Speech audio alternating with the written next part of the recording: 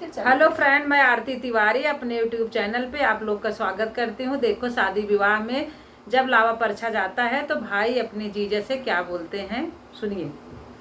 लावा परछाई भैया चले सेहरा सजाई जी, लावा परछाई भैया चले सेहरा सजाई जी, काऊ देबा मोरे जीजा लावा के परछाई जी,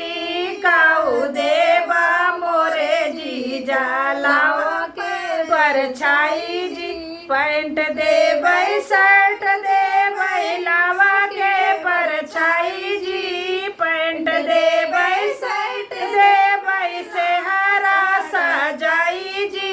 जीजा अपन बनी देबै लावा के परछाई जी, जीजा